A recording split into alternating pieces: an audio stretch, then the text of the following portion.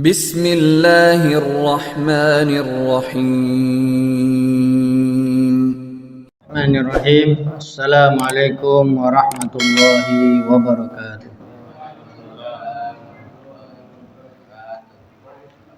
Innal hamdalillah nahmaduhu wa nasta'inuhu wa nastaghfiruh.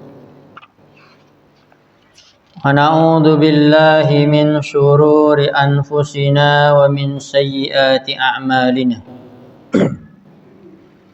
May yahdihillahu fala mudilla lahu wa may yudlil fala hadiya lahu. Asyhadu an la ilaha illallah wahdahu la syarika lah. Wa asyhadu anna Muhammadan abduhu wa rasuluh.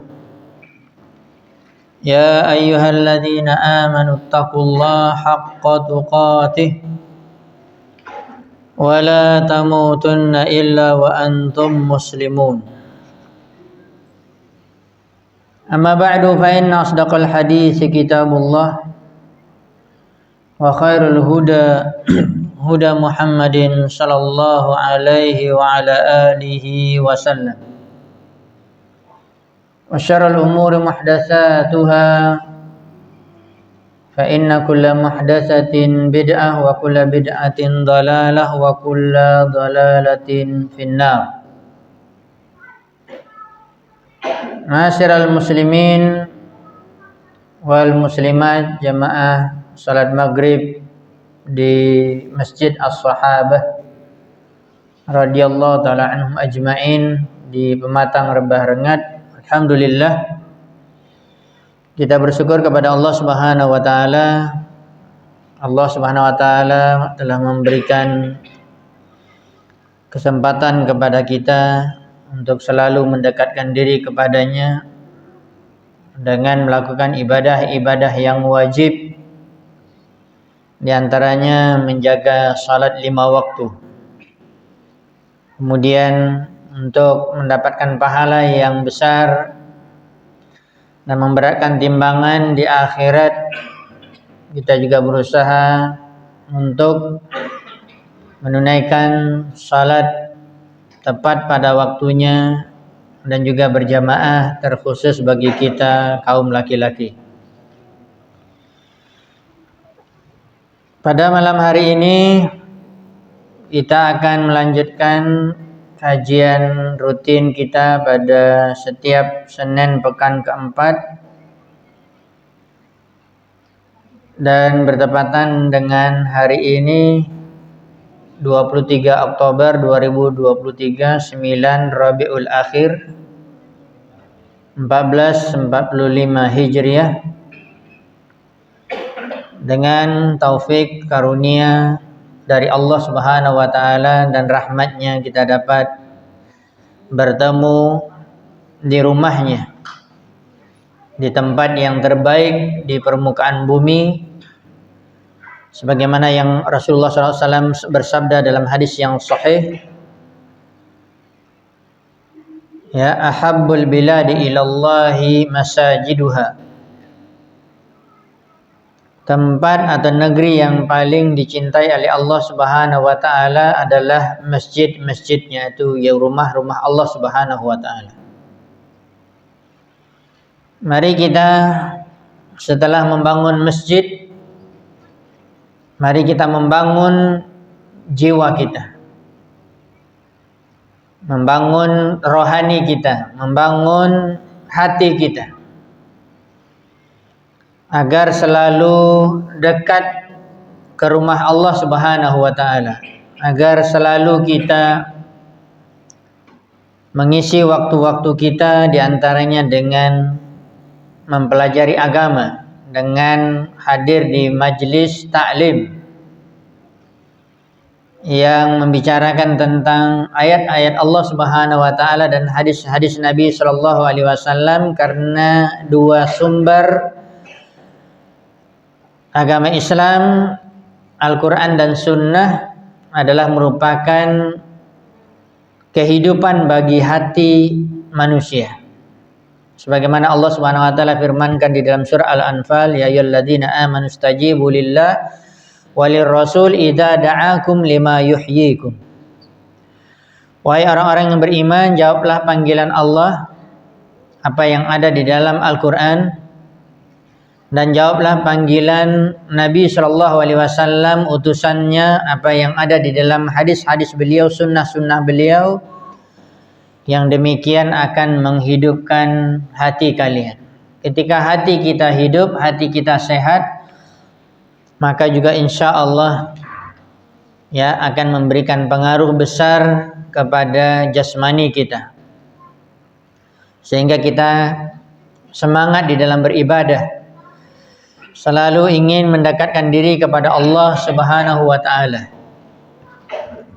Karena kita mendapatkan banyaknya orang yang sehat, segar bugar, memiliki harta yang banyak, bahkan kemanapun dia bisa pergi dengan kendaraannya, tetapi karena hatinya sakit, berat untuk beribadah, berat untuk datang ke masjid, berarti hatinya sudah sakit. Maka segeralah kita memperbaiki hati kita di rumah Allah Subhanahu wa taala dengan beribadah kepadanya, menjaga salat 5 waktu, kemudian juga memberikan waktu kita diantaranya dengan mempelajari agama Islam, risalah Allah Subhanahu wa taala yang telah Allah turunkan, yang telah disampaikan oleh utusannya yaitu Nabi Muhammad sallallahu alaihi wasallam. Bahasan kita di dalam kitab Syekhul Islam Muhammad bin Abdul Wahhab yaitu Fadlul Islam, tentang keutamaan agama Islam. Kita sudah masuk pada bab yang kedua setelah bab yang pertama, penjelasan tentang keutamaan Islam. Ketika kita sudah mengetahui keutamaan Islam, maka segeralah kita masuk ke dalam agama Islam. Jangan ditunda-tunda. Sesuatu yang utama, apabila kita tidak mengambilnya, dia akan hilang. Kalau sudah dia lari dan dia hilang, maka kita akan menyesal. Maka sebelum terjadi penyesalan, tentunya kalau kita katakan di akhirat, sebelum terjadi penyesalan, maka kita masuk ke dalam Islam di dunia ini dengan cara yang diredai oleh Allah Subhanahu wa taala, yang telah dicontohkan oleh Nabi kita yang mulia sallallahu alaihi wasallam. Beberapa ayat yang telah kita bahas sebelumnya masuk ke dalam agama Islam, karena tidak ada agama yang lain diterima sampai hari kiamat. Ya, karena utusan Allah terakhir adalah Nabi yang mulia Muhammad sallallahu alaihi wasallam yang telah membawa agama Islam. Karena kitab suci yang terakhir diturunkan adalah Al-Quran. Maka barang siapa yang mencari selain Islam sebagai agama tidak akan diterima. Kemudian Allah juga menyebutkan di dalam surat Ali Imran yang tadi ayat 85, kemudian ayat 19, ya, inna dina indallahil Islam, sesungguhnya agama di sisi Allah adalah agama Islam. Ini juga ayat yang menganjurkan kita bahwa mesti kita masuk ke dalam agama Islam, dan telah kita sarahkan sebelumnya dari penjelasan para ulama bahwa masuk ke dalam agama Islam bukan pilihan, tetapi sesuatu yang wajib, harus, ya, yang tidak bisa tidak. Setiap manusia harus masuk ke dalam Islam. Tidak ada istilahnya boleh memilih, tidak ada. Karena kita adalah makhluk Allah. Allah telah menciptakan kita dan Allah telah mengatur kita, dan aturan itu ada di dalam Islam. Ketika kita tidak mengambil Islam, tidak masuk ke dalam agama Islam, berarti kita tidak mengikuti aturan Allah. Maka orang yang tidak mengikuti aturan Allah, maka dia akan mendapatkan azab Allah. Kemudian dalil yang lain yang juga menunjukkan wajibnya kita masuk ke dalam agama Islam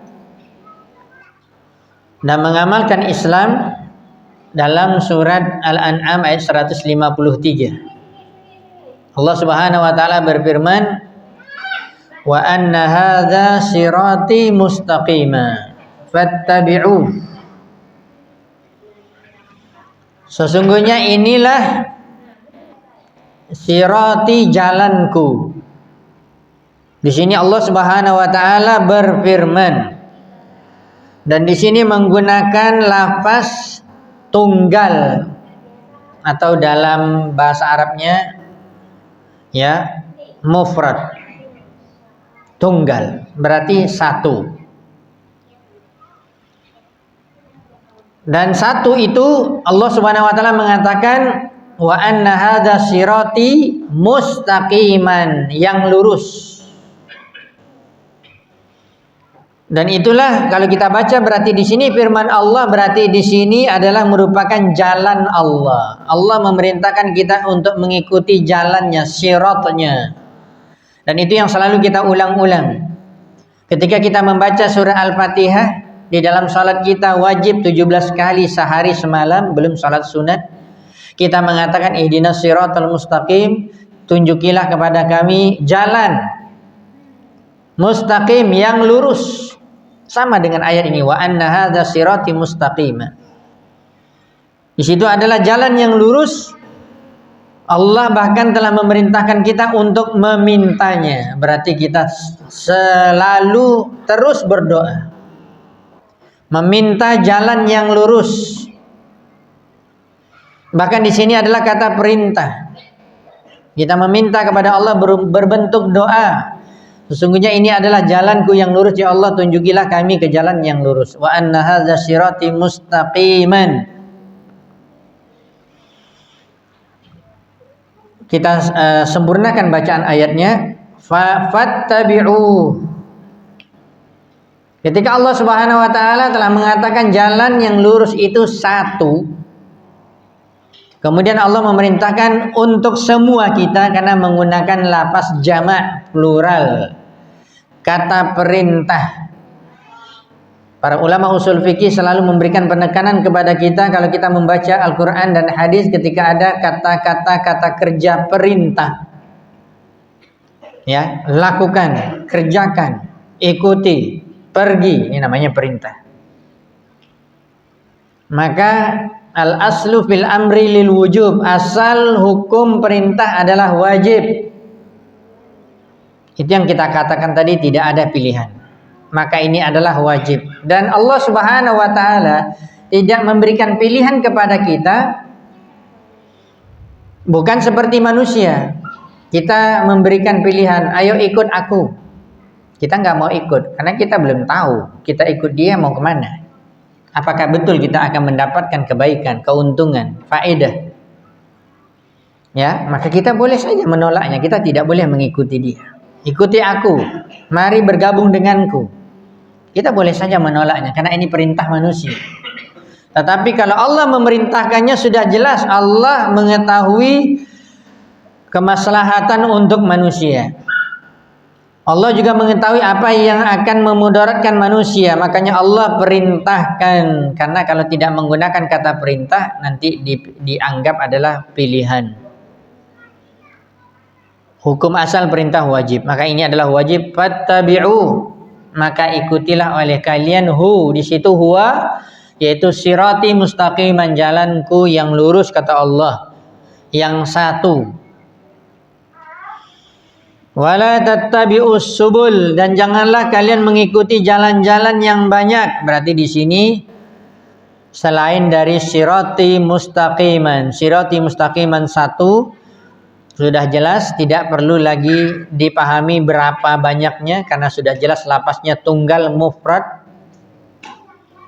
Tetapi di sini Allah menggunakan kata-kata umum yang tidak ada batas jumlahnya. Kata Allah tadi perintah mengikuti satu jalan, jalan Allah yang lurus.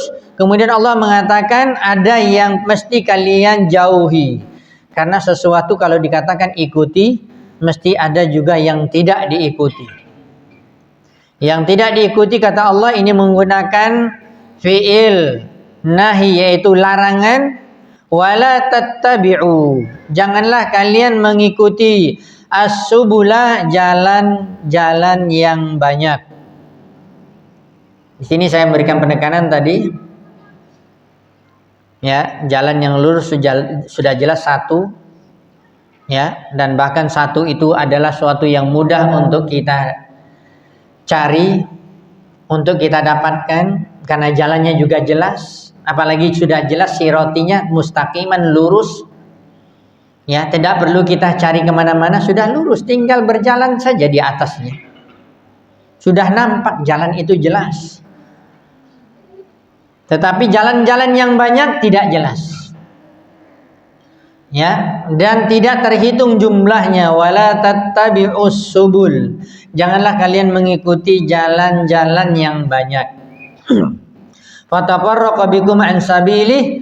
Yang inilah yang akan membuat kalian akan berselisih atau berpisah dari jalan yang lurus, atau dalam arti yang lain keluar dari jalan yang lurus. Kita lihat beberapa penjelasan di dalam kitab Fadlul Islam ini. Di antaranya disebutkan oleh Imam Mujahid bin Jabr, ya, adalah seorang ulama tafsir di kalangan para sahabat. Di kalangan para tabi'in, murid sahabat. Beliau mengatakan, janganlah kalian mengikuti jalan-jalan as-subul. Di sini al-bid'ah wasyubuhat adalah perkara-perkara bid'ah, perkara-perkara yang tidak ada contohnya dalam ibadah, tidak ada Nabi menganjurkan dengan ucapannya, tidak ada Nabi memberikan contoh dalam perbuatannya, maka itu namanya perkara baru di dalam Islam. Perkara baru di dalam Islam adalah bid'ah. Dan perkara bid'ah itu banyak sekali. Begitu juga syubhat. Syubhat adalah perkara-perkara yang samar-samar. Maka kita jangan mengikuti hal yang tidak jelas. Kata orang abu-abu. Jangan ikuti yang abu-abu, itu syubhat. Ya. Makanya hati-hati juga. Ya, mengikuti kajian siapa di sana? Oh, kajian Abu Fulan. Oh, ini hati-hati dulu, jangan sembarang hadir kajian saja. Namanya aja abu-abu. Ya. Harus jelas kalau bisa namanya siapa. Kalau namanya abu-abu banyak. Abu Fulan, Abu ini, Abu itu. Ya. Ini namanya syubhat. Jangan ikuti jalan-jalan yang banyak. Ya, ini dikatakan oleh Imam Mujahid di dalam penjelasan ayat ini. Kalau kita lihat penjelasan dari Syekh Shalih Fauzan hafizahullah taala, di dalam syarahnya beliau mengatakan as-sirat yaitu at-thariq, jalan. Ini kan persamaan sinonim kata di dalam bahasa Arab. Kalau dalam bahasa Arab namanya muradif. Muradif. Ya, kalau lawan kata namanya diddu atau ya mudad. Muradif sinonim kata. Sirat jalan, thariq jalan, sabil jalan. Ya. Tapi kalau tulisan jalan, ya, Jalan Ahmad Yani misalnya contohnya, itu kalau dalam bahasa Arab tulisannya syari'. Kalau kita pergi ke negara Arab, pergi ke Saudi ataupun kemanapun, misalnya nanti di Mekah sampai ditulis Syari' Abdul Aziz, berarti shin, ain, ra dan ain. Syari' berarti jalan, nama jalan. Ya, tidak ada dikatakan thariq, sabil Abdul Aziz, nggak ada. Ya, begitu juga sirat enggak, karena ini menunjukkan adalah jalan-jalan, yaitu tempat kita melewati. Tetapi sirat maknanya adalah jalan, yaitu metode dalam beragama. Ya, yang itulah dikatakan al-Islam. Fa huwa siratullah. Islam itu adalah jalan Allah. Makanya kalau berkaitan dengan bab, apa hubungannya dengan bab? Kok nggak ada kata-kata Islam, Ustaz? Di surah Al-An'am ayat 153 kok nggak ada kata-kata Islam. Apa hubungannya dengan judul masuklah ke dalam agama Islam? Sirat di sini adalah Islam. Wa anna hadza sirati, maksudnya ini adalah jalanku, yaitu Islam. Ya. Dan sini Nabi SAW memberikan penekanan Islam apa? Mustaqiman, yang lurus. Dalam bahasa Indonesia saja kalau kita pahami artinya lurus apa? Tidak bengkok. Tidak menyimpang, itu namanya lurus. Tidak ke kanan dan ke kiri, namanya just jalan lurus. Ya, kalau istilahnya kalau dalam sholat, kalau orang berdiri setelah ruku namanya Setelah ruku namanya i'tidal. I'tidal itu mu'tadil artinya lurus. Ya, artinya lurus. La ifrata wala tafrid, tidak melampaui batas dan tidak melalaikan. Saya pernah mengungkapkan juga, ini kan istilah kali istilah biasa saja, istilah bahasa. Ya, kalau jalan yang di negeri kita ini banyak lurusnya dan ada pintu gerbangnya, bahkan dibayar jalan apa namanya? Jalan tol. Bahasa Arab tul. Ala tul kata orang, ya. Kalau naik mobil dengan orang Arab, ya, kita lewat mana nih? Lewat kanan atau kiri? Dia tidak, kata dia ala tul. Kita lurus terus, kata dia.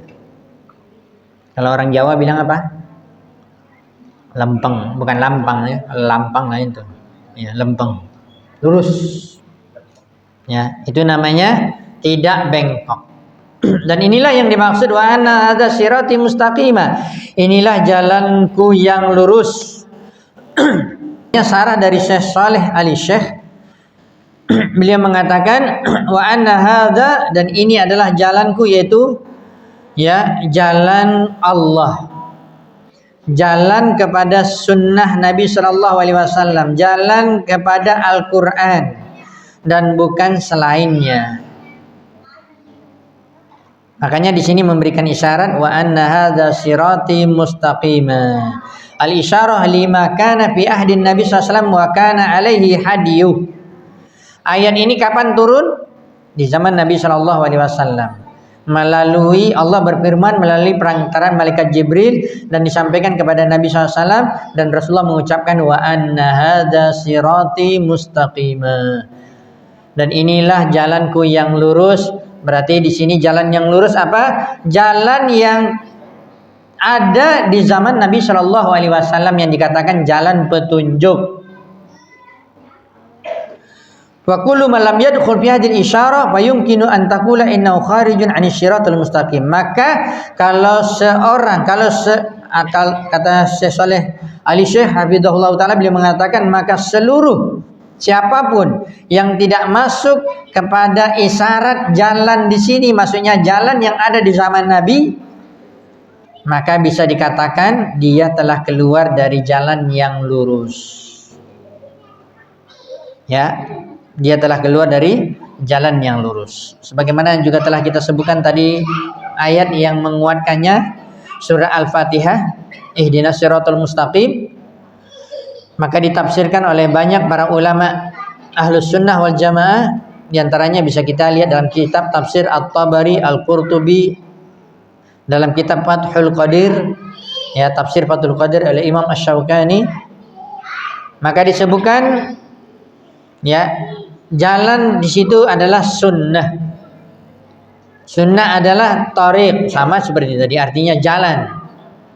Jalan yang telah ditempuh oleh Nabi SAW di dalam ibadah, di dalam mendekatkan diri kepada Allah, di dalam beribadah. Wa annahu al-Islam wal Quran au annahu Muhammad sallallahu alaihi wasallam, sama semua. Jalan di sini adalah Islam. Dan itu yang maksud kita tadi diperintahkan ad-dukhul fil Islam, dari judulnya sudah jelas di sini maksudnya adalah al-Islam. Kemudian di sini juga maksudnya jalan adalah Al-Quran. Maka orang yang tidak berpegang teguh kepada Al-Quran, dia pasti sesat. Orang memahami Islam ini tidak melalui ya mentadaburi ayat Al-Quran, maka dia menyimpang. Kemudian juga au anna Muhammad, atau dia adalah Nabi Muhammad sallallahu alaihi wasallam yang dikenal dengan adalah sunnah. Para sahabat ketika mereka ingin memahami Islam dan mengamalkan Islam, siapa yang mereka lihat? Rasulullah SAW. Siapa yang mereka tanya? Rasulullah SAW. Sekarang Rasulullah sudah meninggal. Siapa yang kita ikuti? Sunnah beliau. Sunnah beliau yang telah ditinggalkan oleh beliau, yang telah dibukukan oleh para ulama, kitab-kitab hadis. Ya, ada Sahih Bukhari, Muslim, Imam Abu Daud, Tirmizi, Sunan Abu Daud, Tirmizi, An-Nasai, Ibnu Majah, ada Musnad Imam Ahmad, ada Sahih Ibnu Hibban. Ya, ada Musannaf Abdul Razzaq, Ibnu Syaibah, ada Sunan Al-Baihaqi, dan banyak kitab-kitab hadis. Dan disinilah kita mengatakan bahwa kita diperintahkan oleh Allah untuk mengikuti jalan yang satu, jalan yang lurus, yaitu Islam, Quran, dan Sunnah. Wa hadhi kulluha mutalazimatun, semuanya saling berkaitan. Seorang tidak akan mungkin dia mengenal ajaran Islam. Sama dengan pertanyaannya, di sini kan dikatakan masuklah ke dalam agama Islam. Ya, atau misalnya ada orang kafir, kita mau masuk, mau ajak dia kepada Islam, mau dakwahkan dia, lalu dia mengatakan Islam yang mana?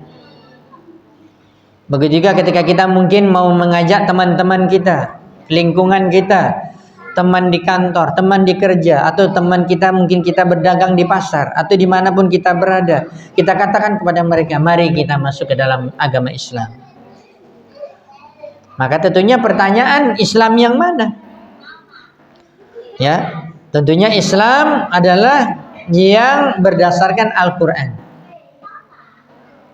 Maka tidak akan mungkin dikatakan Islam kalau tidak mengambil Al-Quran sebagai pedoman.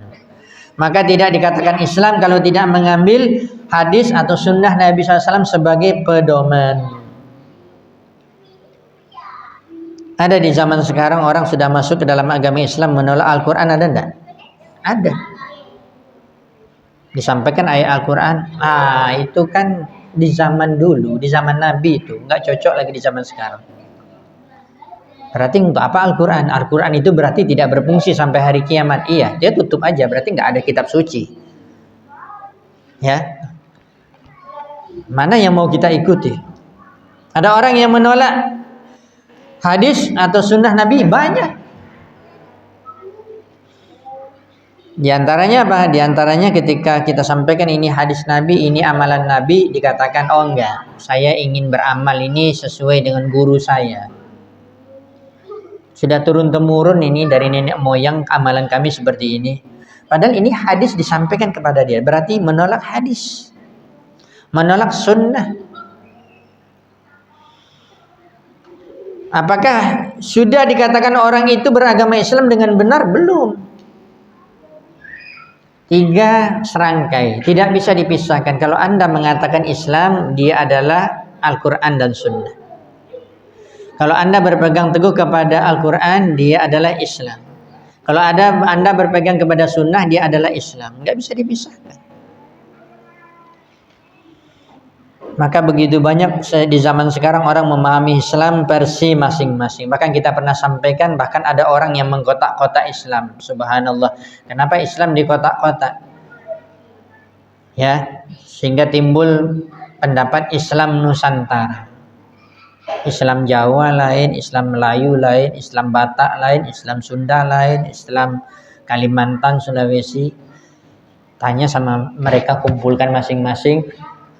Kalian nabi kalian siapa? Muhammad. Kok bisa berbeda? Kalau nabinya satu Muhammad sallallahu alaihi wasallam dan Al-Qur'annya satu, kitab sucinya, kok bisa berbeda? Inilah pertanyaan. Maka nggak boleh di kotak-kotak. Ya, sama misalnya kita ajak orang, mari, masya Allah saudaraku, ini ada kajian Masjid Sahabah.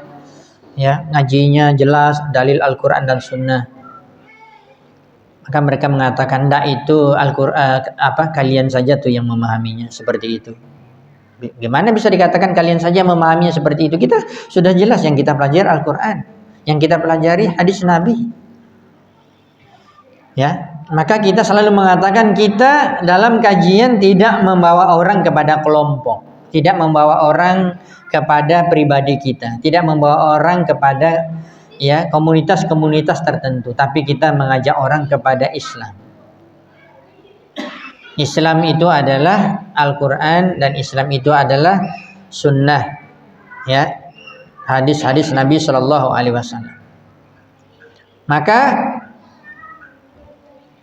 ya, Syekh Saleh Ali Syekh Hafizahullah Ta'ala mengatakan, faman lazimal Islam faqad lazimas Sunnah. Barang siapa yang sudah benar dia selalu berada di dalam Islam, berarti dia sudah berada di dalam sunnah. Maksudnya apa? Maksudnya tidak akan bisa dipisahkan. Wa man lazima sunnah, barang siapa yang selalu berada di dalam sunnah, faqad lazimal Quran, maka dia sudah mesti juga harus berada di dalam Al-Quran. Nggak bisa dipisahkan. Ya, tidak akan bisa dipisahkan.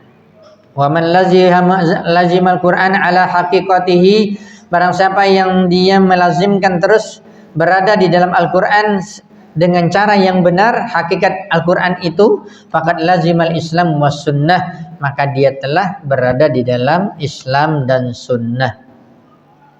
Bal yajibu luzumul Islam alladzi dalla alaihi Al-Quran was sunnah, bahkan wajib kita untuk selalu berada di dalam Islam yang telah diberikan kita petunjuk, yaitu melalui Al-Quran dan sunnah. Wa bayyanahu nabiyyunal karim Muhammad SAW, dan telah dijelaskan hakikat Islam, penjelasan Islam dan Islam itu secara sempurna oleh Nabi yang mulia Sallallahu Alaihi Wasallam. Penjelasan ini kalau kita mundur ke belakang pada bab yang sebelumnya, yaitu di dalam surah Al-Maidah ayat 3, bahwa Allah Subhanahu Wa Taala telah berfirman, Al-yawma akmaltu lakum dinakum wa atmamtu alaikum ni'mati wa raditu lakumul Islam madinah, telah aku sempurnakan pada hari ini, yaitu apa? Agama Islam, dan telah aku redho Islam itu menjadi agama untuk kalian. Islam yang mana? Ya, Islam yang telah diamalkan oleh Nabi Shallallahu Alaihi Wasallam. Makanya kalau kita tidak mengikuti Al-Quran sebagai pedoman kita untuk memahami Islam, dan juga kita tidak mengikuti Rasulullah SAW sebagai suri tauladan kita untuk memahami Islam, maka itulah timbul akhirnya bermacam-macam pemahaman di dalam Islam. Akhirnya seperti tadi di kotak-kotak Islam itu. Dan ini tidak benar. Ya. Ini tidak benar. Maka kita mesti memahami ayat ini. Ayat ini sudah sangat jelas memerintahkan kita sirati mustaqiman, itu jalan yang satu, dan kita diperintahkan untuk mengikutinya. Ya, dallatil ayat ini menunjukkan ala anna ittiba' siratil ladzi huwal Islam was sunnah. Dan sudah sangat jelas di sini maksudnya mengikuti jalan adalah dia Islam dan sunnah. Wajibun bi amrillah, hukumnya wajib karena ini perintah Allah, perintah yang telah menciptakan kalian, yang telah mengadakan kalian di bumi ini, yang telah memberikan rezeki kepada kalian, yang telah menyelamatkan kalian, yang telah memberikan kebaikan kepada kalian, yang telah mengatur kalian. Maka kalau perintah Allah tidak kita ikuti, maka kita akan mendapatkan mudaratnya. Kalau kita tidak mengikuti jalan yang lurus, jalan Allah, jalan Rasul dan Al-Quran, maka kita akan mendapatkan berbagai macam kemudaratan dan penyimpangan. Wa anna ittiba'a ghairihi, adapun mengikuti selain jalan Allah, itulah yang dikatakan oleh Imam Mujahid tadi, adalah mengikuti berarti hawa nafsu. Mengikuti apa lagi? Mengikuti syubhat yang samar-samar, enggak jelas. Wal bid'ah muharram, dan mengikuti perkara-perkara bid'ah yang semuanya diharamkan. Wala tattabi'us subul, dan ini adalah larangan, tadi perintah, kemudian larangan, wan nahyu huna litahrim, sebagaimana kaidah dalam usul fikih, kalau perintah al aslu lil wujub, asal hukum perintah wajib. Kemudian kalau larangan al aslu lin nahyi at-tahrim. Ini kaidah dalam memahami agama. Makanya para ulama mengatakan kalau kita ingin mendalami ilmu agama, kita juga mesti mendalami kaidah-kaidah usul fikih, kaidah-kaidah fikih dasar. Seperti tadi. Ya, ketika di sini ada larangan hukum asalnya apa? At-tahrim, haram. Maka di sini sudah jelas berarti wajib kita untuk masuk ke dalam agama Islam yang satu, dan haram untuk kita keluar dari agama Islam. Baik keluar dalam arti murtad, masuk kepada agama yang lain, atau dalam arti keluar dari ajaran Islam yang benar.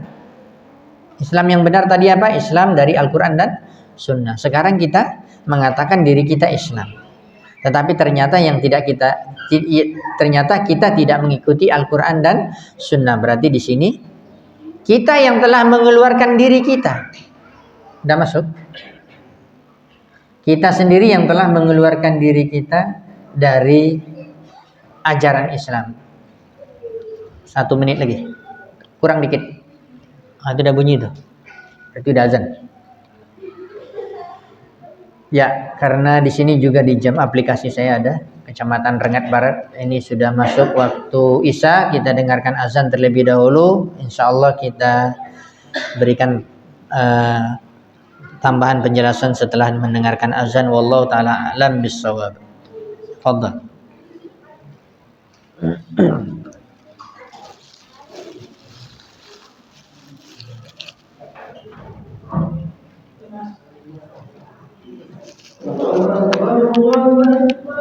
Allahu Akbar.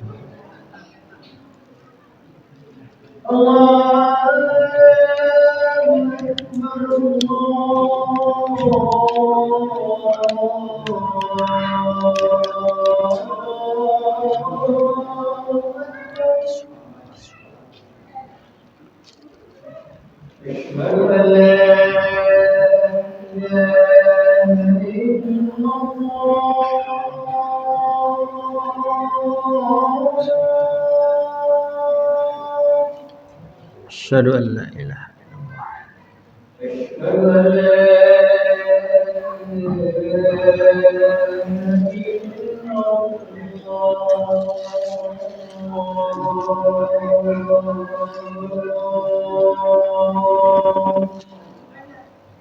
Asyhadu an la ilaha.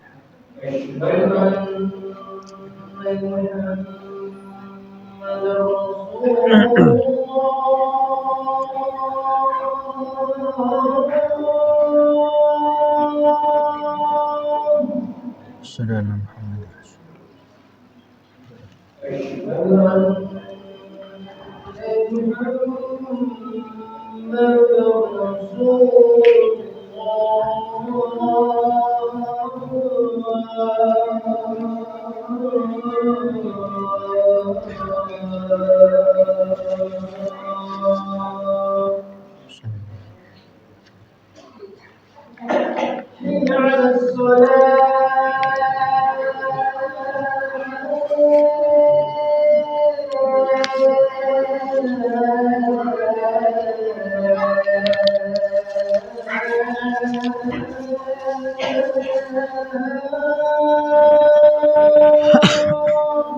La haula wala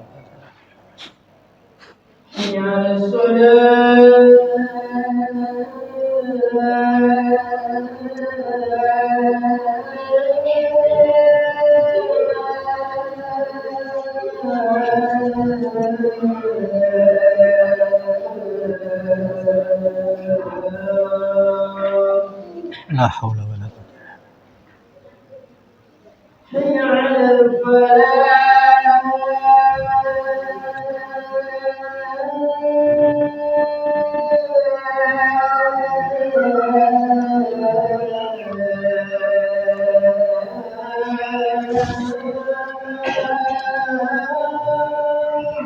la haula wala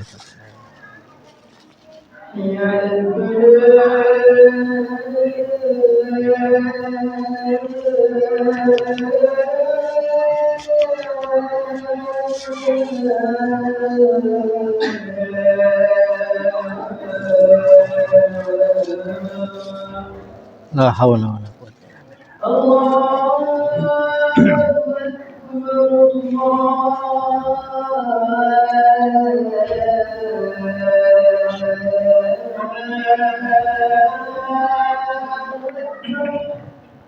Allahu Akbar.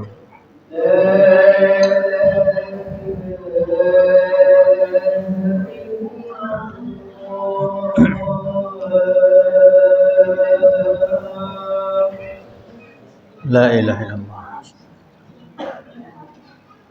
Allahumma rabbana zidna wa as-salatu.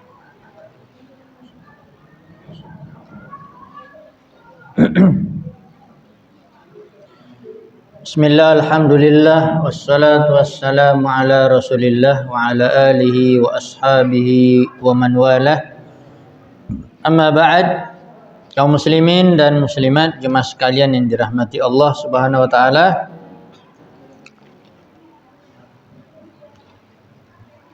Berikut juga penjelasan yang disampaikan oleh Syekh Shalih Fauzan hafizahullah taala di dalam mensarahkan ayat ini dari kitab Fadlul Islam, yaitu surat Al-An'am ayat 153.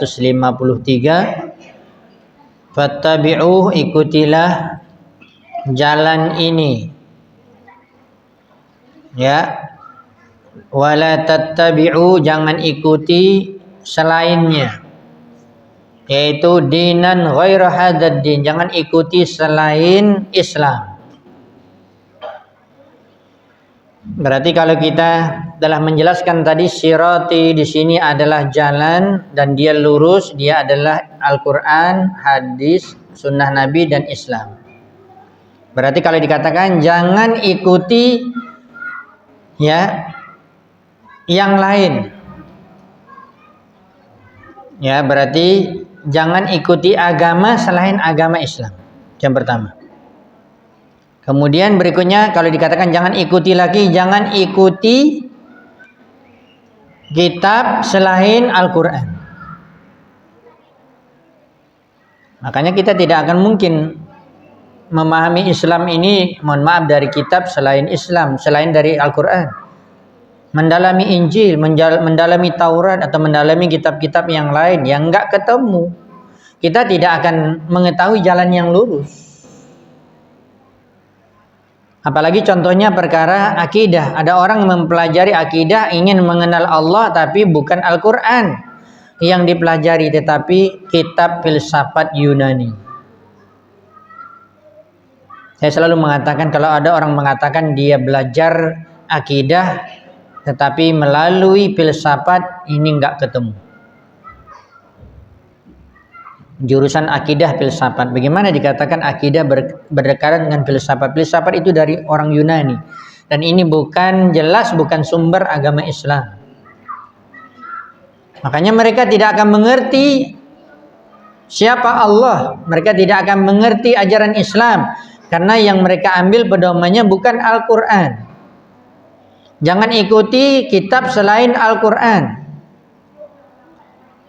Mohon maaf saya mengatakan sangat disayangkan di negeri kita, di Indonesia atau di beberapa negeri, bahkan mayoritas kaum muslimin mempelajari Islam tetapi dari kitab-kitab orang kafir, dari kitab-kitab orientalis, dari kitab-kitab bukan sumber aslinya, yang gak akan bertemu dengan jalan yang lurus. Saya mendapatkan bahkan mereka sendiri yang cerita jurusan akidah filsafat banyak yang enggak sholat di universitas Islam di negeri kita. Jurusannya akidah filsafat, mempelajari akidah, mendalami bagaimana mengenal Allah tetapi melalui rujukan kitab-kitab orang kafir Yunani. Filsafat itu dari Yunani. Maka akhirnya mereka ragu dengan Islam itu sendiri. Akhirnya nggak sholat. Subhanallah. Bagaimana mereka nanti tamat sarjana agama? Bahkan mereka ceramah.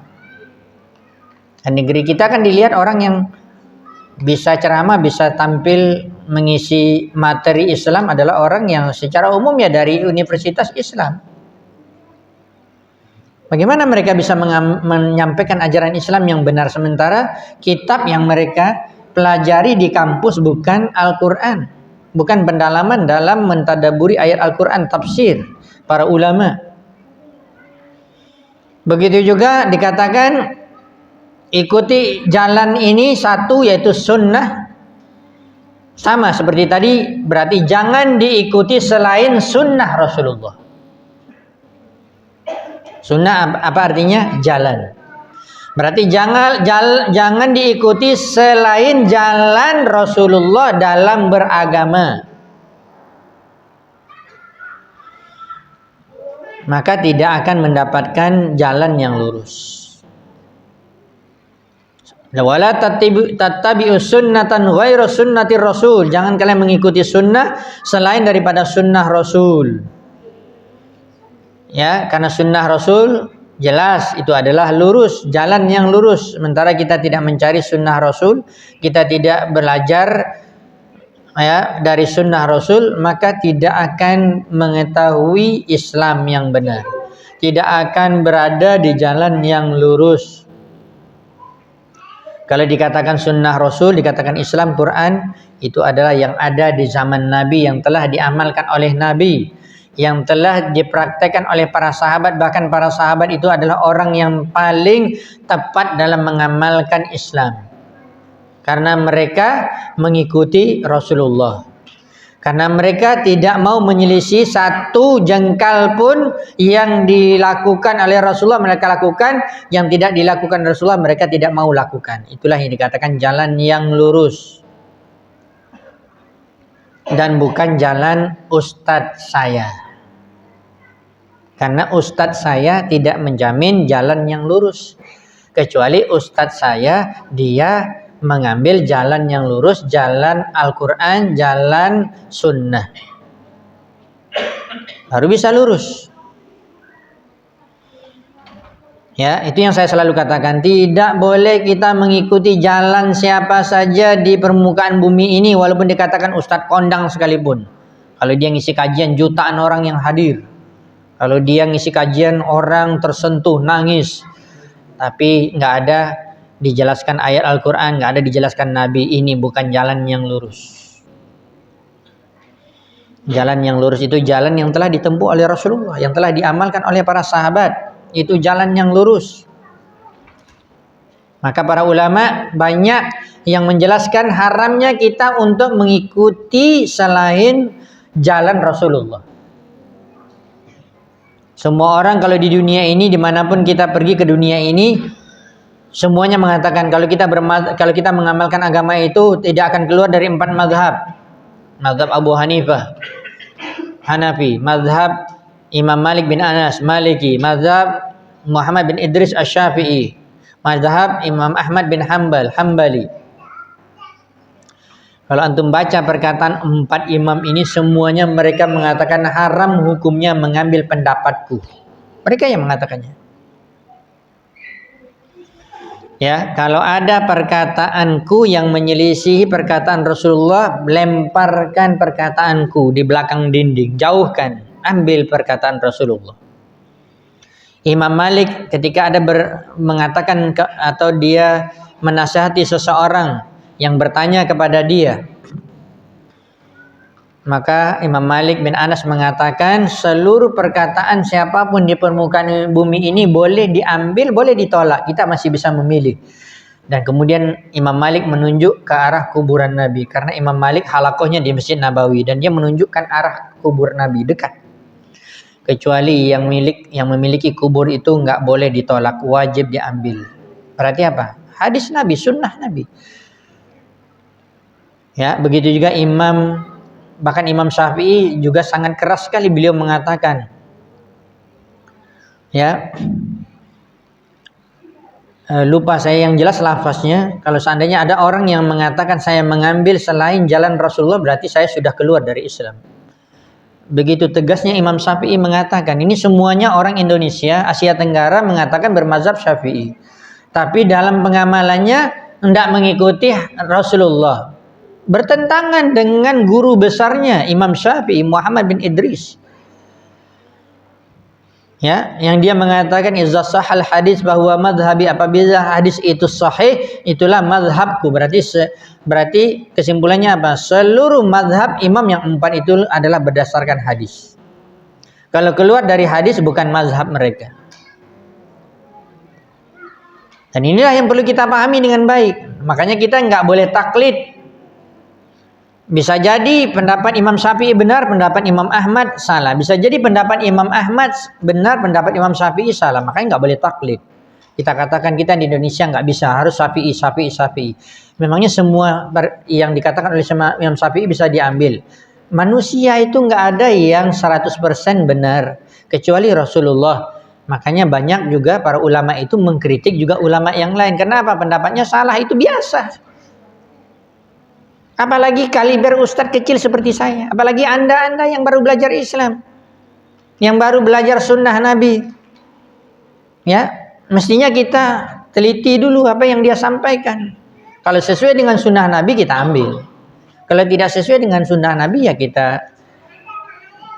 kita pinggirkan dan tidak kita ambil. Begitulah kita dalam memahami Islam. Ikuti Islam, jangan ikuti selain agama Islam. Itu yang maksud dari jalan lurus tadi. Ikuti Al-Quran, kitab suci, jangan ikuti kitab yang lain. Kitab Injil, kitab Taurat itu dari Allah. Sebenarnya di zaman para nabi dan rasul dulu, di zaman Nabi Isa itu suci. Tidak ada kesalahan. Di zaman Nabi Musa, ya, Taurat itu tidak ada kesalahan, tetapi dirubah oleh tangan manusia, akhirnya banyak kesalahan. Itu pun tidak boleh kita ikuti.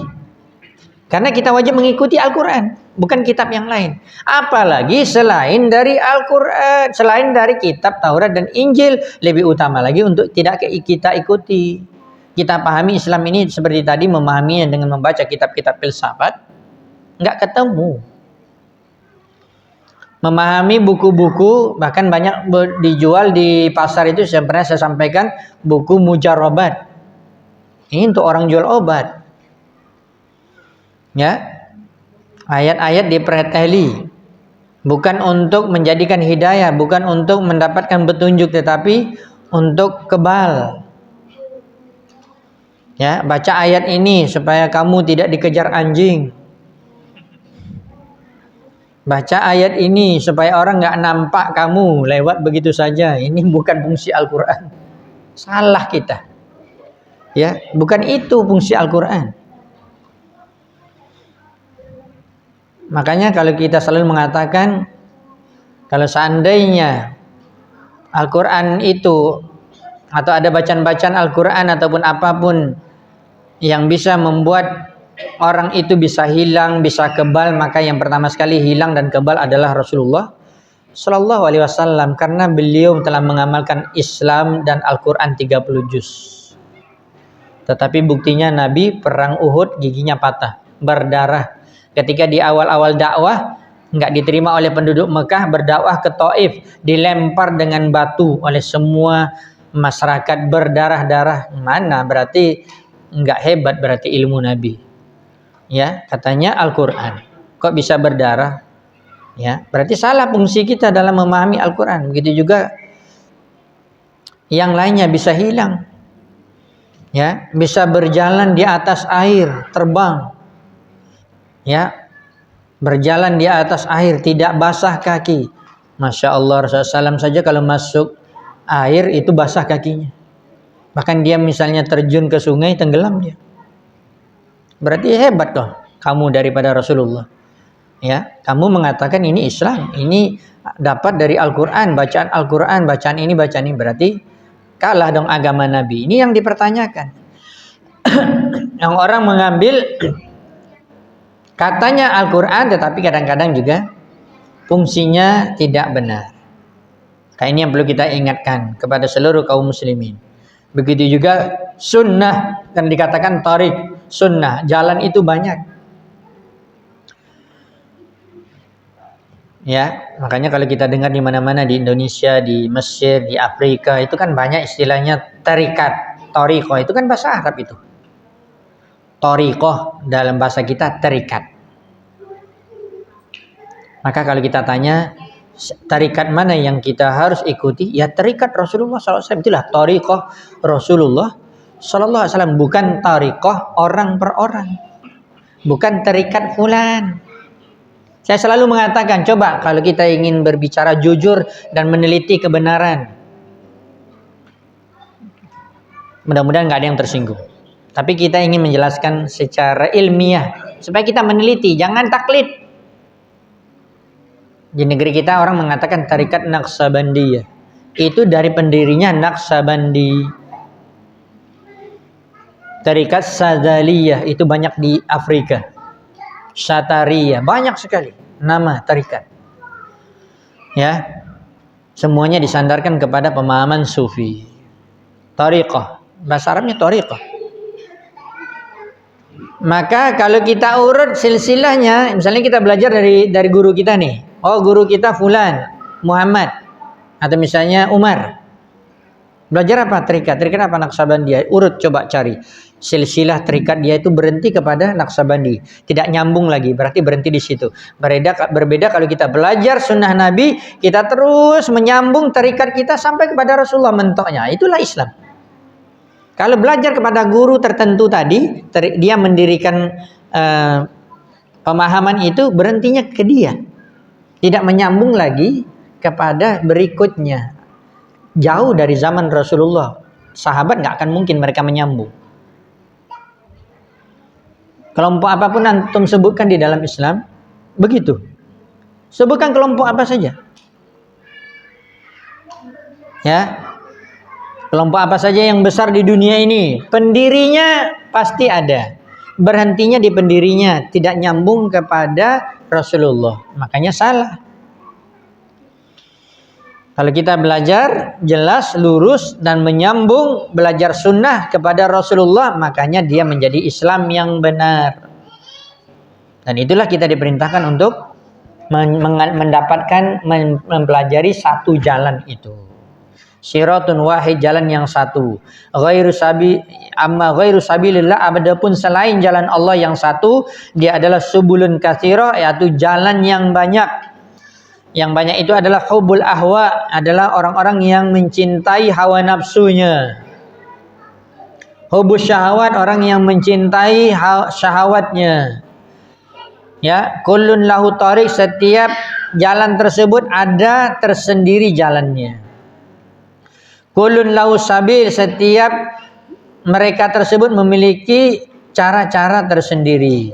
Kullun lahu madhab, setiap mereka memiliki madhab tersendiri. Wa nihayah, yang khawatirnya kita di ujungnya orang seperti ini akhirnya dia rugi, khasarah. Makanya dilanjutkan oleh Allah di akhir ayat apa? Fatafarraqu bikum an sabili, maka dia akan berpisah dari jalan Allah. Dia akan keluar dari jalan Allah. Adapun orang yang berjalan di atas jalan Allah yang satu, fa innahu yanju indallah, maka dia akan diselamatkan oleh Allah. Fa hadza fihi al-amru bisuluki sabilillah, dan ini adalah merupakan perintah untuk kita mengikuti jalan Allah. Wa tarki ma siwahu, dan meninggalkan jalan selain jalan Allah, minan nihal, dari bentuk jalan agama apapun. Di sini sangat jelas kalau kita berikan penekanan lagi, tidak ada istilah semua agama sama. Lintas agama. Semua tujuan agama sama. Semua mereka tujuannya masuk surga. Memang betul. Tetapi jalannya salah karena tidak mengikuti jalan Allah dan tidak mengikuti jalan Rasulullah. Itu yang harus kita hindari. Semua orang mengatakan dia beragama.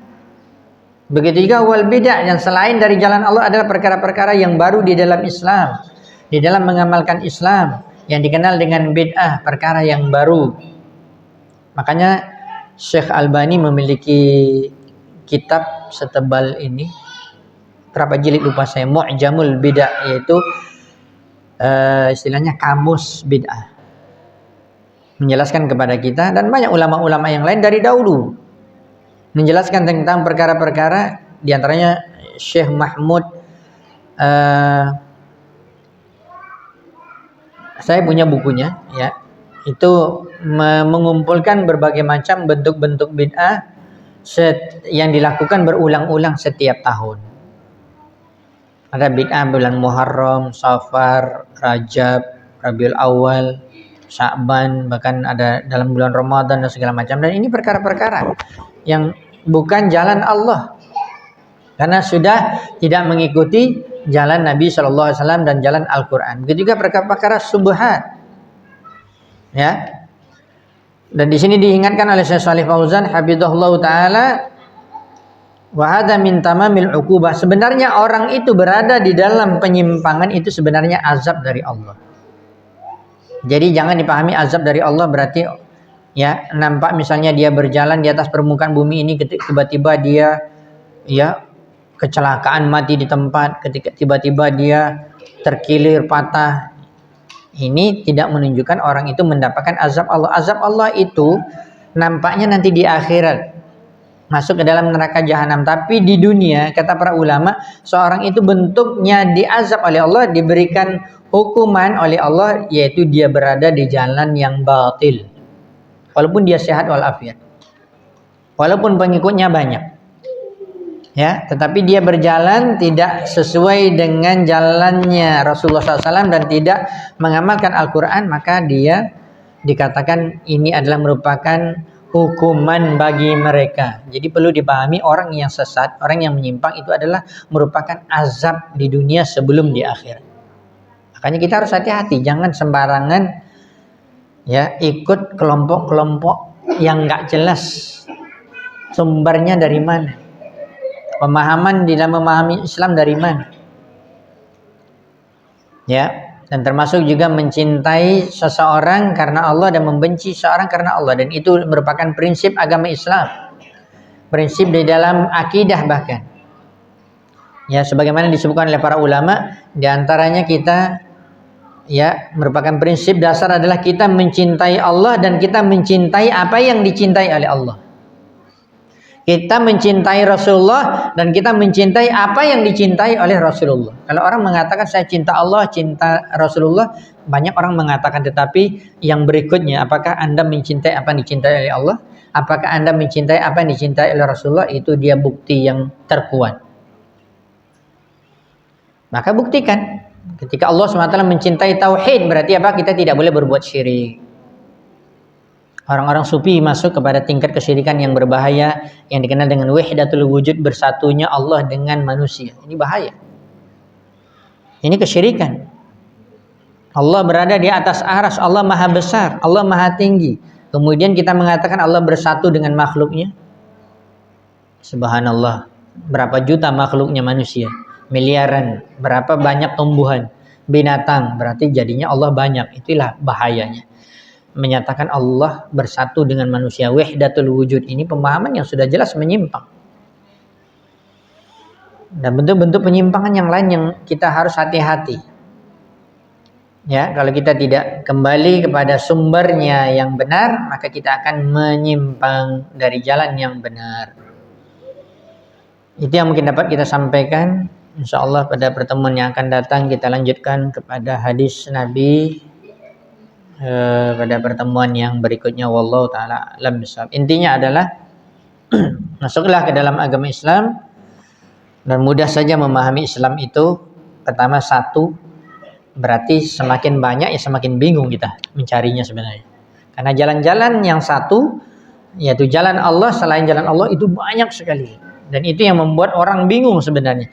Kalau kita belajar Islam itu mudah sekali. Jalan itu lurus, tidak bengkok-bengkok, tidak kemana-mana, tinggal lurus aja. Maka lurus itu ujungnya adalah surga. Ya, mudah saja memahami Islam itu, nggak usah pusing-pusing. Buka Al-Quran, pelajari tafsirnya, pahami makna yang terkandung di dalamnya, pelajari hadis Nabi, banyak sunnah-sunnah Nabi. Ya, bahkan banyak sekali yang belum kita ketahui dari sunnah Nabi.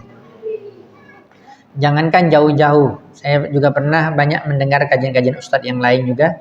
Bahkan banyak yang dites, ya, cara mandi junub saja banyak yang belum ngerti.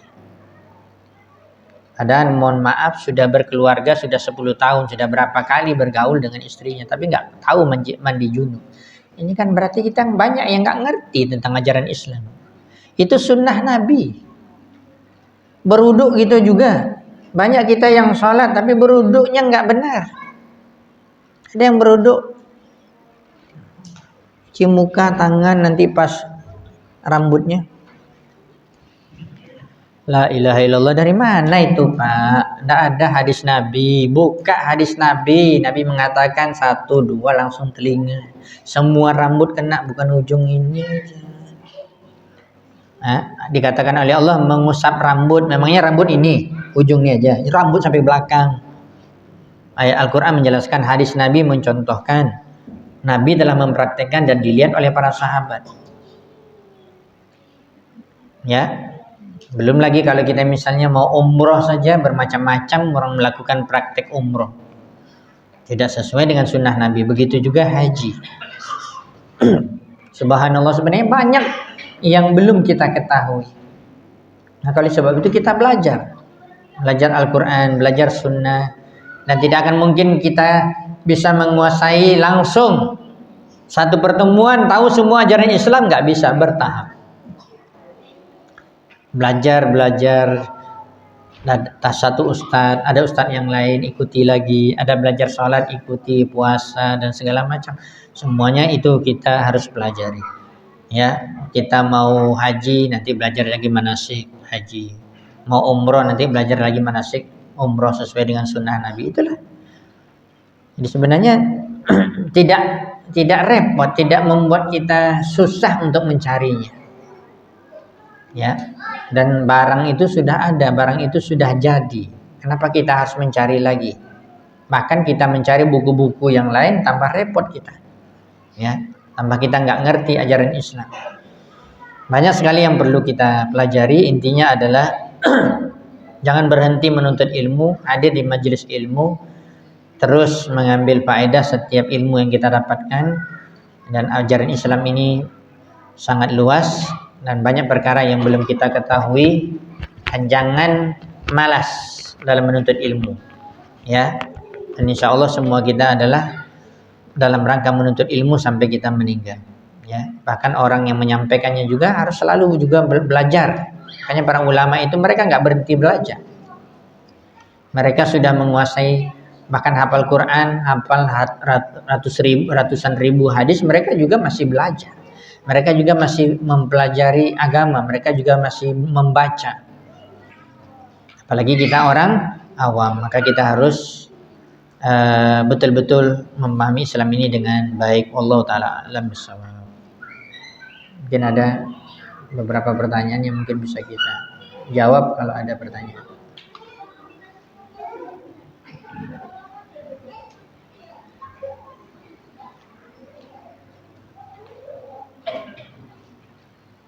Fadhal.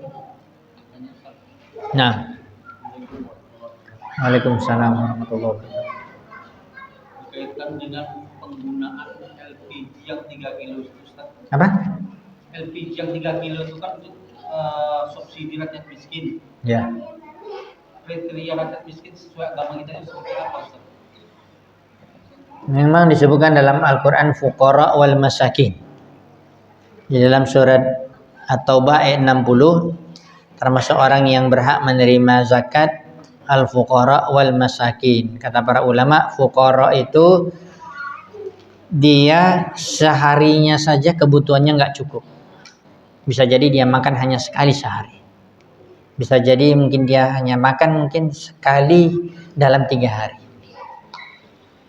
Kalau orang kriteria masakin kata para ulama, dia hanya dapat kebutuhannya untuk hari itu saja. Besok dia harus cari lagi, dan itu juga belum pasti, dia cari terus. Ini namanya kriteria fuqara wal masakin. Ya, kalau kita mengatakan sesuai dengan ayat Al-Qur'an, karena dia termasuk orang-orang yang berhak menerima zakat. Tetapi juga dijelaskan oleh para ulama, termasuk orang yang mungkin dalam kriteria dia bisa dimasukkan miskin, dalam arti dia punya harta, dia punya duit contohnya, tetapi ternyata pengeluarannya lebih besar dari pemasukannya, sehingga membuat bisa jadi dia berhutang. Itu yang pernah juga dijelaskan oleh sebagian para asatizah kita, sebagian ulama juga. Memang secara zahir kita melihat, oh bapak itu tuh tidak miskin dia itu. Kenapa? Rumahnya ada sendiri, mobilnya ada, ya, dia kerja, tetapi ternyata kebutuhan untuk bayar anak sekolah, bayar listrik, makanan, apa segala macam tidak cukup. Maka dia mungkin mengutang. Maka orang ini termasuk miskin, ya, termasuk miskin. Maka kita secara zahir memang melihat orang tidak mesti juga dikatakan orang miskin. Camping-camping, lihat rumahnya atapnya bolong segala macam, lantai rumahnya tidak keramik, ya bisa jadi itu ciri-ciri secara zahir, tetapi bisa jadi dia terkelompok orang yang tadi bisa dikatakan miskin kalau memang dia tidak mampu. Dalam arti seperti yang kita katakan tadi, pengeluarannya lebih besar dari pemasukannya. Makanya kita tidak bisa menilai seorang itu. Ya. Berarti kalau dia dapat, kita husnuzon saja. Husnuzon saja.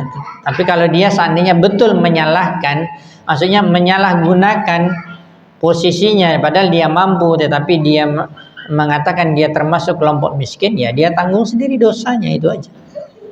Tanggung jawabnya kan di akhirat, nanti kan ditanya oleh Allah. Segala sesuatu tentang nikmat kan ditanya oleh Allah. Dikatakan apa? Di dalam surat At-Takasur di akhir ayat apa bunyinya? Tsumma latus'alunna yauma idzin 'anin na'im. Kemudian kalian pasti akan ditanya dari setiap nikmat yang kalian peroleh. Maka sebenarnya kita berkata jujur sajalah. Mempraktekkan betul-betul jujur kita kalau memang di situ, ya kalau secara peraturan ya kita ikuti saja. Kalau memang di situ ini untuk orang miskin, ya berarti kita lihat diri kita masuk nggak kriteria. Kalau enggak ya nggak boleh, ya nggak boleh. Kita cari ya jalan yang lebih selamat. Enggak Ustadz, karena masalahnya banyak orang yang juga punya toko ini segala macam, dia bahkan yang banyak mendapatkan yang itu, ya nggak bisa jadi patokan dia. Kita berbicara pribadi-pribadi. Kita ingin selamatkan diri kita dari azab Allah di akhirat. Nggak boleh lihat orang per orang. Kalau dia salah jangan diikuti. Pribadi kita saja. Kita masuk nggak kelompok orang fakir atau miskin. Kalau masuk ya ambil jatah kita itu. Sebenarnya peraturan pemerintah itu sudah benar, tetapi praktik di lapangan salah, itu jangan diikuti. Kalau ada orang yang salah jangan diikuti. Bahkan juga kalau ada yang ngambil itu ternyata dia ustadz, jangan diikuti ustadz itu. Kalau dia betul nggak mampu, ya berarti dia dapat jatah, ya sudah selesai. Pribadi-pribadi saja. Ya, lihat pribadi kita masing-masing. Kalau memang kita masih berhak untuk mendapatkan kriteria tersebut, fuqara masakin, maka kita terima. Sama juga misalnya tadi kan misalnya taruhlah tabung gas atau yang lain. Contohnya misalnya di hari raya Idul Fitri. Ya. Yang benar adalah setiap kaum muslimin dan muslimah membayar dengan makanan pokok, berarti di Indonesia beras. Siapa yang berhak menerima beras? Fuqara wal masakin. Bukan ya 8 asnaf orang yang berhak menerima zakat harta. Surat At-Taubah ayat 60 itu adalah zakat harta, bukan zakat fitri. Zakat fitri itu zakat makanan pokok. Makanan pokok kita beras. Maka yang berhak mendapatkannya cuma satu, fakir dan miskin. Ya, kalau betul kita tidak fakir miskin, walaupun ada jatahnya tolong ditolak. Datang nih ke rumah kita nggak minta, tapi kita dikasih orang. Sepertinya bapak nih dapat nih. Kita lihat kita betul nggak fakir miskin. Kalau enggak ya ditolak. Bahkan disebutkan oleh sebagian para ulama fikih kalau seandainya dia itu betul-betul juga ingin berzakat fitri, seperti misalnya dia betul fakir miskin, kemudian dia dapat beras, makanan pokok banyak, ya. Kemudian dia ternyata setelah dapat makanan pokok itu ternyata dia mikir sepertinya di hari raya Idul Fitri atau mungkin sebulan ke depan itu cukuplah. Yang didapat ternyata berlebih. Kata para ulama dia boleh berzakat fitri juga. Padahal dia orang yang mendapatkan. Dengan syarat berlebih. Sebenarnya dia simpan juga nggak ada masalah. Ini maksudnya apa? Ini maksudnya kalau betul seorang itu berkeinginan untuk dia ingin mendapatkan juga pahala dan dia ingin berzakat, orang yang miskin itu saja kalau dia mendapatkan lebih dia boleh mengeluarkan zakat itu, tapi hukumnya tidak wajib. Berbeda dengan kita yang mampu, makanya kita mengeluarkan. Makanya seperti tadi, ketika sampai jatahnya untuk kita, apakah betul kita terkelompok fakir miskin atau tidak? Kalau tidak, jangan diterima. Ya, walaupun orang melihat kita fakir, miskin, tapi saya rasanya enggak. Alhamdulillah beras saya untuk sebulan ke depan masih ada. Berarti kita masih mampu. Ya. Nah, ini perlu dipahami supaya kita amanah. Ya, dalam arti kita nanti jangan sampai dihisab di hari akhirat ternyata kita salah di dalam mengambil amanah. Seharusnya kita yang tidak berhak menerimanya tetapi kita ambil. Ya, bahkan kita mendapatkan sebagian pembagian zakat fitri itu ya seperti tadi kesalahannya, bahkan kata mereka, oh pembagian zakat fitri itu seperti zakat harta, berarti yang menerima siapa? 8 asnaf, 8 kelompok, diantaranya apa? Amil zakat. Makanya yang mengumpulkan beras di masjid itu kadang mereka yang paling banyak dapat, padahal kaya dia Pak, mungkin punya toko beras pula dia. Masya Allah, ini sudah salah ya. Nah, makanya kita perlu belajar, perlu menempatkan pemahaman itu dengan benar supaya kita tidak salah. Silakan, ada pertanyaan yang lain? Silakan, Fadhil. Bagaimana hukum bagi pedagang yang membeda-bedakan harga? Hah? Yang membeda-bedakan harga. Maksud? Nanti jual sekian, nanti dengan yang lain lagi beda harga lagi. Bagaimana hukumnya? Itu hak dia, tetapi secara patokan dikasih harga yang sama. Paham? Misalnya antum jual apa? Ya jelas beras harganya sekian. Ini makanan harga sekian. Atau apapun kebutuhan ini harganya sekian. Semuanya sama. Tapi kalau antum punya istilahnya spesial untuk orang itu nggak ada masalah. Itu masuk keutamaan antum, dapat pahala. Tetapi jangan diumumkan pula. Ya. Oh, Masya Allah, Ana ingin kasih Ustadz harga khusus. Ya nggak ada masalah. Disamakan juga dengan yang lain, ya kan nggak masalah. Jangan pula ustadznya marah-marah. Saya ustadz, kamu nggak, kamu kasih diskon khusus. Nah, nggak boleh tuh. Samakan saja. Tapi kalau dia yang menjual tersebut ingin memberikan khusus, tidak ada masalah, itu hak dia. Ya. Kalau secara tertulis itu yang nggak boleh. Orang belanja banyak ke kedai nanti tertulis ini khusus harga untuk ustadz, itu nggak boleh tuh. Ini untuk harga untuk keluarga saya. Kita pun pergi kemana-mana pun belanja nggak ada orang yang buat kayak gitu. Ya nggak mau orang belanja karena orang mau cari yang murah kan. Mau harga normal dikasihnya kasih. Ya. Intinya adalah tidak ada masalah tapi tidak ada pemberitahuan. Pribadi saja, nggak ada masalah kita berikan khusus. Ya. Allahu a'lam bishawab. Tapi ya namanya pedagang ya, pasti kita ingin dapat untung. Jangan pula antum ya semuanya dikasih khusus ternyata untungnya nggak ada. Ya buat capek-capek aja nggak dapat untung. Ngapain jualan?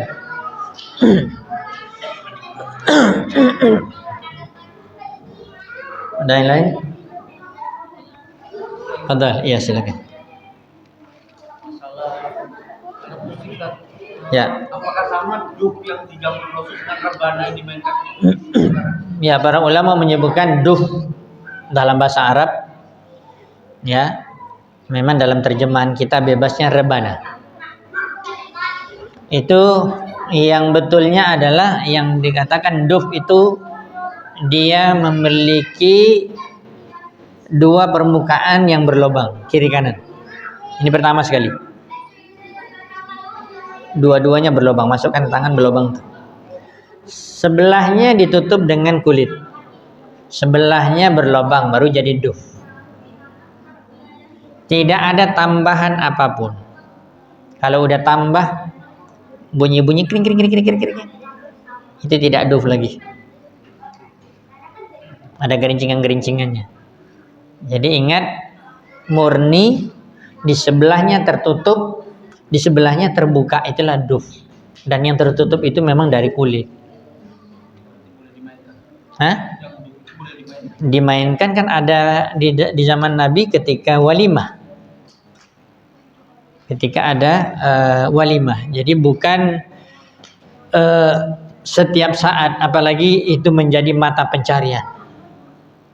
Grup Rebbana ibu-ibu nanti diundang sana dapat PT, ya sekali tampil 1 juta 2 juta. Ini namanya sudah jadi mata pencarian, nggak ada, sudah keluar dari praktek sunnahnya, ya. Dan itu pun untuk menghibur orang walimah. Tidak ada kita dapatkan satu riwayat pun di zaman Nabi, Abu Bakar, Umar, Utsman dan Ali, khalifah-khalifah yang dikatakan oleh Nabi berpegang teguh kepada sunnah para khulafaur rasyidin, tidak kita dapatkan mereka bermain duf dan membolehkan duf di selain dari walimah. Ya, selain dari walimah. Mereka menghibur hati mereka dengan apa? Ya dengan Al-Qur'an. Ya, dengan Al-Qur'an, dengan mendengarkan hadis-hadis Nabi, nasihat Nabi, itulah hati mereka terhibur. Dan itu kan hiburan-hiburan sifatnya yang dibolehkan, halal, mubah, tetapi ya tidak menjadi profesi pekerjaan dan tidak setiap saat, tapi ada waktu yang ditentukan. Allah taala alam.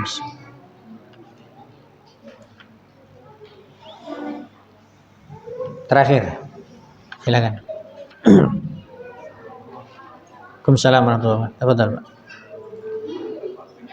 Ya.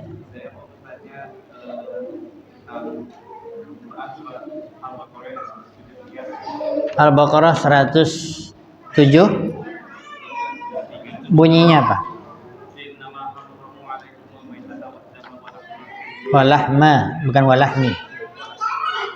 Ulangi baca. Baca ulang lagi.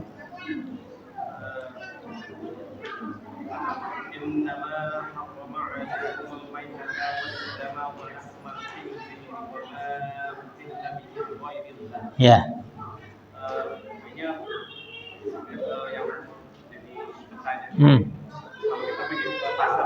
Pasar. Ya. Ya, ya. Ada dua sebenarnya yang kita tidak melihat penyembelihannya. Bagaimana hukumnya kita memakannya? Apakah pakaian kita ini sifat hadis atau bagaimana? Ya, dua pertanyaan. Ya, ya sama-sama. Berkaitan dengan masalah sembelihan menjadi halal, yang pertama sekali diucapkan Bismillah. Ya. Adapun menghadap ke kiblat, kata para ulama, hukumnya tidak wajib. Itu sebagai afdhaliyah, lebih utama. Ya, memotongnya begitu juga, mau tangan kanan, tangan kiri, tapi tentunya lebih utama tangan kanan. Kalau orang itu memang jagonya kiri, nggak mungkin pula dia pakai kanan. Intinya adalah Bismillah, menyebut nama Allah Subhanahu wa Ta'ala, dan tidak disebut nama selain Allah. Kemudian bukan untuk persembahan, walaupun dia baca Bismillah, tetapi dia untuk persembahan kepada jin, kepada makhluk, berarti dia menjadi haram. Ya, pertanyaannya bagaimana kita memakan makanan yang ada hewan sembelihan? Tapi tadi saya ingin meluruskan saja, kalau kita misalnya ke pasar, hewan sembelihan yang menjadi halal diucapkan Bismillah adalah hewan yang memang disembelih. Dikatakan sembelih itu akan putus urat nadinya. Ada 2 atau 3. Sapi, kambing, ayam, ya. Adapun ikan nggak masuk. Seluruh binatang laut itu tidak masuk sembelihan. Ya, makanya ditanyakan oleh Nabi, ditanyakan kepada Nabi SAW, bagaimana dengan air laut? Nabi SAW mengatakan air laut itu halal dan bangkainya, binatangnya halal. Berarti binatang laut, maksudnya binatang air, ikan, cumi, apapun bentuknya, ya, maka dia tidak masuk yang disembelih. Kita pinggirkan ini dulu. Kalau sudah tahu kita binatang yang disembelih, berarti kalau misalnya ke pasar, ayam, sapi, kerbau, kambing, babi nggak masuk, ya, karena di situ katakan lahmul khinzir, dagingnya haram. Anjing nggak masuk, Pokoknya haram jangan. Sesuatu yang halal hukumnya, kemudian supaya halal juga disembelih dengan mengucapkan bismillah. Bagaimana dengan kita tadi? Kita nggak tahu apakah dia ucapkan bismillah atau tidak. Kita lihat saja dia orang Islam, insya Allah secara umum kita lihat dia baik, ya. Dan kita memang disebutkan oleh para ulama dalam pembahasan ini, kalau sesuatu yang kita tidak tahu dan kita tidak lihat, nggak boleh kita cari-cari, ya, nggak boleh kita cari-cari. Tapi kalau kita ingin memastikan, penasaran, misalnya di pasar itu banyak orang yang jual ayam, perhatikan saja. Contoh misalnya, Pak beli ayam, kita perhatikan mulutnya, berarti sudah jelas ke situ saja. Kalau lainnya nggak nampak, berarti jangan ke situ. Berarti dia tidak baca bismillah. Ya, itu saja patokannya. Jadi kita kan bisa milih juga dari orang-orang yang jual ayam itu, ataupun kalau sapi, kambing ya sudah ada terletak dagingnya. Kerbau ya nggak bisa kita juga tahu. Nggak mungkin pula tanya, Pak, Bapak ambil nih jual daging di mana Bapak ambil? Di kandang mana? Orang tuh baca bismillah, nah ini repot gitu. Ya, dia enggak juga tahu kan, maksudnya dalam arti insya Allah ini yang dikatakan oleh para ulama, kita tidak boleh mencari-cari sesuatu yang tidak kita ketahui. Makanya hukum asalnya husnuzan, dalam arti memang negeri mayoritas kaum muslimin.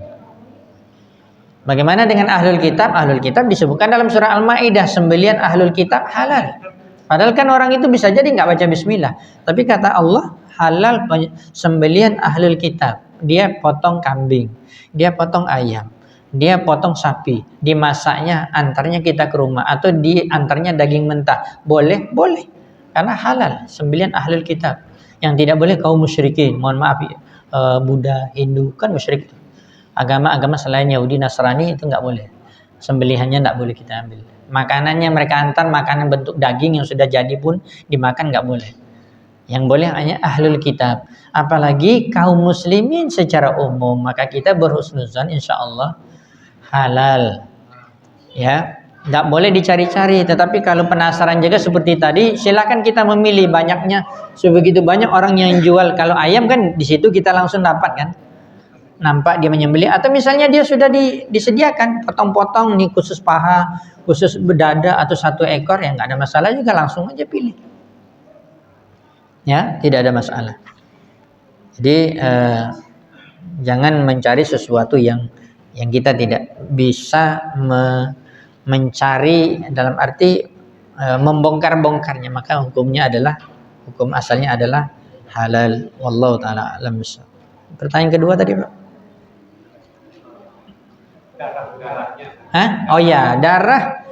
Di sini memang ada khilaf para ulama tentang darah. Saya mulailah dari pembahasan tentang manusia. Ada khilaf para ulama, ada mengatakan darah manusia itu najis, ada mengatakan tidak. Tapi saya lebih condong tidak najis. Ya. Karena apa? Karena disebutkan dalam riwayat para sahabat itu mereka berperang di jalan Allah, mereka pakai pakaian itu berdarah-darah, mereka bawa sholat. Kalau seandainya najis, mereka pasti tukar baju. Ya, bersihkan dulu, repot. Peperangan itu kadang satu saja bajunya. Mereka mesti sholat 5 waktu. Ada istilahnya sholat khauf kan, takut. Maka ada cara-caranya. Kadang-kadang mereka lagi dalam keadaan masih berdarah-darah. Ini menunjukkan bahwa darah manusia tidak najis. Adapun binatang, kata para ulama, kalau binatangnya yang sudah jelas, ya, dikatakan binatang yang haram untuk dimakan, maka darahnya najis. Babi, anjing, ataupun apapun. Dan seluruh binatang yang dikatakan haram untuk dimakan, seluruh binatang yang haram untuk dimakan, dia ada darah najis. Saya ulangi, seluruh jenis binatang yang dia haram untuk dimakan dan dia berdarah, maka darahnya najis. Berarti kebalikannya apa? Seluruh binatang yang dihalalkan kita untuk memakannya, maka darahnya enggak najis. Bukan darah aja, bahkan disebutkan oleh para ulama beraknya dengan kencingnya enggak najis. Dengan syarat apa? Binatang itu halal untuk dimakan. Berarti kalau kena taik kerbau enggak najis. Jangan taiknya halal, enggak. Ya, jangan diusahakan. Ya, terpijak tai ayam, bawa sholat, memang bau misalnya, tapi enggak najis. Kucing boleh dimakan? Kencingnya berarti najis. Mudah saja memahami, seluruh binatang yang dihalalkan kita untuk memakannya, buang air besarnya dan kecilnya tidak najis. Begitu juga darahnya. Kebalikannya, seluruh binatang yang tidak boleh dimakan, ya, berarti dia najis. Darahnya, buang air besarnya, buang air kecilnya. Kalau nyamuk, darahnya najis enggak? Enggak berdarah, cuman dia kalau berdarah itu darah manusia atau darah kerbau, darah apa? Jangan pula dicari-cari. Mungkin dia makan darah monyet, Ustaz. Antum sampai sebegitu betul pikiran antum ya. Repot jadi. Sesuatu yang tidak kita ketahui jangan dibongkar-bongkar, nanti bisa gila jadi. Akhirnya nggak mau sholat, rasa najis terus.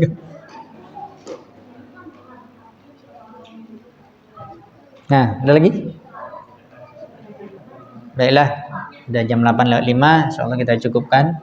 Kita akan sambung pembahasan insyaallah pada pertemuan yang akan datang dengan izin Allah Subhanahu wa taala. Wa akhiru da'wana alhamdulillahirabbil alamin. Subhanakallahumma bihamdika asyhadu an la ilaha illa anta astaghfiruka wa atubu